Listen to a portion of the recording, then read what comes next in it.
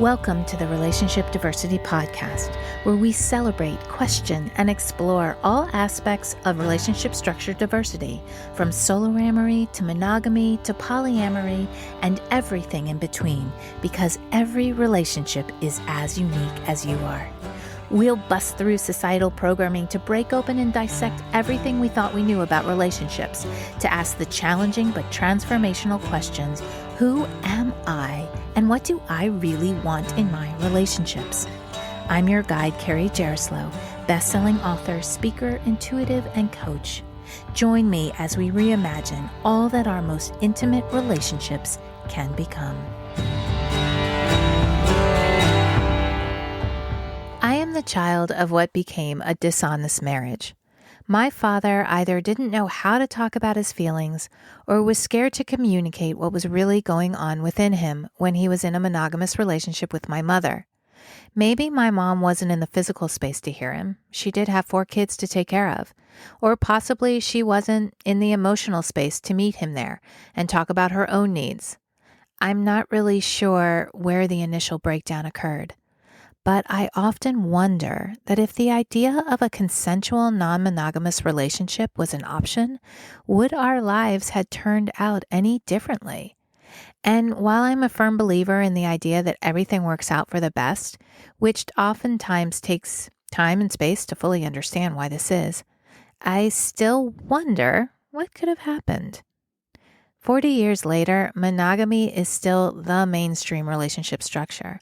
And unless you broaden your awareness or possess a heightened level of curiosity about relationships, this may be all you've ever known. I remember reading a startling statistic about how around 65% of relationships are non-monogamous. Here's where it got interesting. The 65% included both ethical non-monogamy and non-ethical non-monogamy. In other words, infidelity. I had never heard of anything other than monogamy until 2004 after my divorce. However, did you know that modern monogamy has only been practiced for about 1,000 years? So in the context of humanity's history, it's a relatively new structure.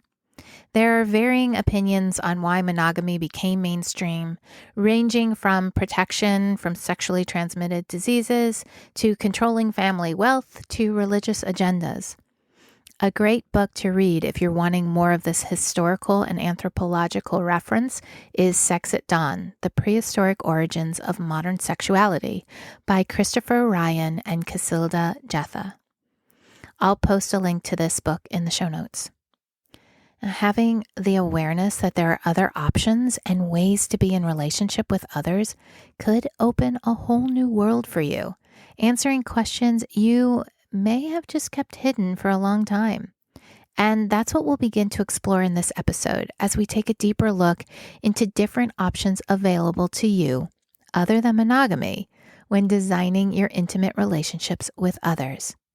The umbrella term for these kind of structures is ethical non-monogamy or consensual non-monogamy. The definition I'll be using for ethical non-monogamy is a non-monogamous relationship between consenting people based in open communication, honesty, respect, and compassion, where all relationships are known by all people involved.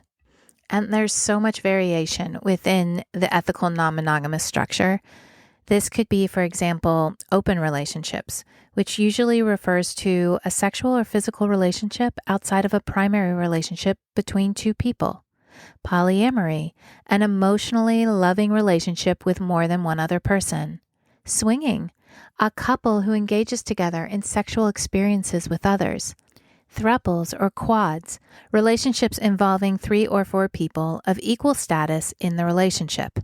And we'll look at these more in later episodes. The most important part of ethical non-monogamy and these substructures is that it's consensual between all participants. It's out in the open, discussed, agreed upon, and experienced with honesty and awareness of all involved. And this can be to varying degrees as agreed upon by those involved. So let's look at some potential reasons why a person would choose ethical non-monogamy. One is it's how they identify. For some people, monogamy has never made sense. They have tried and failed to fit themselves into a monogamous structure, and they always seem to be naturally drawn to other people and experiences. There are so many societal judgments about this, and I feel that for people who naturally orient as non-monogamous, the real challenge for them is when they deny their true desires and attempt to be something they're not. This can lead to the cheating and dishonesty that sometimes happens in a monogamous relationship. Another one is they either want to explore their sexual orientation or are attracted to more than one gender. Ethical non-monogamy gives them the opportunity to acknowledge and fulfill all areas of their identity. They might want to explore their sexual fantasies or ones that their primary partner might not be interested in exploring, or they may have different levels of sexual desire. For example, one person may be asexual and one may have sexual desires. Another is it's how they want to evolve and grow as an individual and as a couple. Ethical non-monogamy challenges them to learn how to process discomfort, communicate more effectively, and work through fear. Another one is they don't want to be limited in one relationship. To some people, monogamy is limiting. It limits their ability to experience life in the deepest way possible. Here's one. Some people have different hobbies and interests than their primary partner and chooses to explore them. There are so many roles that we expect a monogamous partner to fill, and if they're unable to fill one or two specific roles, we either sacrifice our desires or throw out the entire relationship. I believe that it's far too much to expect a partner to be your everything. Some people who choose ethical non-monogamy also believe this, and instead of sacrificing their desires, they are able to find fulfillment with other relationships. Now, some people have a great capacity to intimately love more than one person. There are times when someone falls in love with another person while being in a relationship with a different person. They feel they can love both partners and choose to find a way to openly experience both relationships at the same time. Another reason why someone might explore ethical non-monogamy is that it's their answer to past infidelities and divorces. To some people, engaging in ethical non-monogamy is a solution to these past infidelities. It's a way of claiming their future without being ruled by their past. And the last one is they believe that as a couple, they come together as whole people. This is different than the belief that another person can complete them. A way that they choose to express their wholeness is by being able to follow through with an attraction to another person and openly, honestly, chooses to do so in full transparency with their primary partner. Ethical non-monogamy is a way that people are exploring the idea of finding their personal fulfillment in a more realistic way. Instead of expecting one relationship to fulfill every need, and if it doesn't, then ending it, they decide to embrace what's good and fulfilling in one relationship and find other ways to fulfill their other needs with other relationships. Which brings me to the topic of how you can find diversity within an ethically non-monogamous relationship. My main message with this podcast is that every relationship is as unique as you are.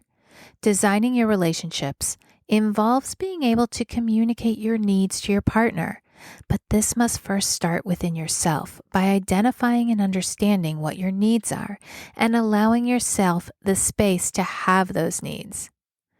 Diversity within ethical non-monogamy can look like this. One is choosing to explore being open to other relationship experiences after raising your children, or opening up your relationship for a finite period of time to explore other connections, or having intimate experiences together as a couple, or supporting each other in exploring other relationships, but having clear limitations and boundaries about knowing certain specifics about other relationships. Or being open in your relationship in the beginning and deciding to close it to focus on your growth as a couple. Or not having a primary relationship, having equality amongst all your relationship. Here's one: having complete autonomy to make your own decisions about certain or all areas of your life, or bringing another partner into your relationship, or having other partners and all agreeing to close the unit within a certain group of people, or exploring different sexual desires apart from your primary partner. And this is just scratching the surface of all the varied ways people can relate to each other in a consensual, non-monogamous relationship. One point that I want to touch on here is that opening up a relationship because something is fundamentally not working within the primary relationship will only highlight that which is not working. It's kind of like having a child to fix a relationship. It always backfires. So it's important to be really honest with yourself and your partner as to why you want to explore non-monogamy. Because this structure is different than what mainstream society has deemed as an appropriate way to be in relationships, there are many judgments that people throw at it. Some judgments about ethical non-monogamy include being non-monogamous is morally wrong. Religious, cultural, and familial programming says that relationships should only be between two people. There tends to be so much hiding and infidelity, specifically with those people who stand so strongly in their monogamous stance. But for some reason, this seems to be more acceptable. Why is that? Ethical non-monogamy honors and respects the individual and their partner or other partners, and in my perspective, this is quite the opposite of morally wrong. Another is that people who choose ethical non-monogamy just want to sleep around. This seems more descriptive of cheating in affairs, and although fulfilling sexual needs can be one of the reasons that people choose non-monogamy, it is only one of many. Another one is those who choose non-monogamy must be unable to go deep in a relationship, or they must be scared of commitment. When going into ethical non-monogamy, open communication is absolutely necessary. And this requires vulnerability. And vulnerability, when met with loving, open acceptance, actually creates deeper intimacy between two people. Here's another one. Having more than one intimate relationship is greedy. They want their cake and eat it too. This judgment comes from such a scarcity mindset and is a bigger societal wound that infiltrates all aspects of life. The belief that we should suffer in some way and that it makes us better people is limiting and keeps us small. And the last one I'll look at is this. It must just be about the sex, or you must not be able to control yourself. As I said above, sexual connection is only one reason why people choose non-monogamy. And when it's out in the open, expressed and talked about, the resistance that a monogamous relationship puts on desire is released. Ethical non-monogamy says that when we let go of the expectation of having to be with only one other person, and when it's talked about and agreed by the people that are involved, you can bring more intentionality with your relationship decisions. When something is taboo and kept in the shadows, many times the desire erupts and causes infidelity. So, how do we move from making, or accepting these judgments to a place of curiosity, understanding, and compassion for those making the decision to explore ethical non-monogamy? First is by asking deeper questions. Be curious with the real desire to understand why someone is choosing an alternative lifestyle, such as ethical non-monogamy. When we ask thoughtful, compassionate questions from this space, we stop the whispering behind people's backs, giggling and laughing at something we don't understand. That kind of shaming only comes from someone who is unconscious as to what's going on within them and is scared to look within themselves. If you are or have been one of those people who do that, and we're all guilty of it at some point in our lives, ask yourself why you feel the need to do that. What does that get you? Is it keeping you safe? If so, safe from what? And second is looking at what you can learn from those practicing ethical non-monogamy. To feel fulfilled in the structure, those engaging in it must be committed to open communication. I know I say this a lot, but it really is what makes a relationship structure like this feel fulfilling and nourishing. This skill will benefit you with whatever structure you choose. People who choose monogamy often use the feeling of safety in their relationship or marriage to keep them from having heartfelt, honest communication with their partner. They find themselves 20 years into their relationship realizing that they don't really know each other or have hidden their true feelings from each other, harboring resentments and anger. Those engaging in ethical non-monogamy agree to communicate their feelings, all of them, the fears, angers, doubts, joys, and more, openly with as much compassion as possible. It's scary to be so vulnerable, but it's essential and oftentimes leads partners to deeper, more fulfilling connections. Now, we couldn't talk about ethical non-monogamy without addressing perhaps the biggest question that always comes up regarding this structure. How do you deal with jealousy? We'll go into this much deeper in a later episode, but I'll say this. Jealousy, although a very common emotion, is a surface emotion. There's always something underneath the jealousy. And stopping at the surface with, "I'm just so jealous," keeps you from exploring and accessing all the valuable knowledge that sits underneath the jealousy. There is a wealth of information about your subconscious beliefs that, if you dug just a little deeper, could unlock that which is keeping you from releasing and healing your most hidden core wounds. Having these kind of conversations, embracing the courage to look within, and taking radical responsibility for your woundedness while visioning your truth is the way we begin to shift our experience in the world and come together in acceptance, compassion, and understanding. Thank you for being a part of this conversation and for staying curious. Thank you for listening to the Relationship Diversity Podcast. Want to learn more about relationship diversity? I've got a free guide I'd love to send you. Go to www.relationshipdiversitypodcast.com to get yours sent right to you. If you liked what you heard, please subscribe to the podcast. You being here and participating in the conversation about relationship diversity is what helps us create a space of inclusivity and acceptance together. The more comfortable and normal it is to acknowledge the vast and varied relating we all do, the faster we'll shift to a paradigm of conscious, intentional, and diverse relationships. New episodes are released every Tuesday and Thursday. Stay connected with me through my website, carriejaroslow.com, Instagram, and TikTok. Stay curious. Every relationship is as unique as you are.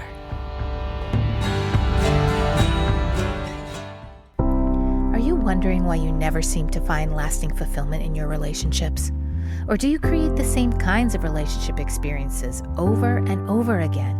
Can you never seem to find even one person who you want to explore a relationship with? Have you just given up hope altogether? If this sounds like you, my recent book, Why Do They Always Break Up With Me, is the perfect place to start.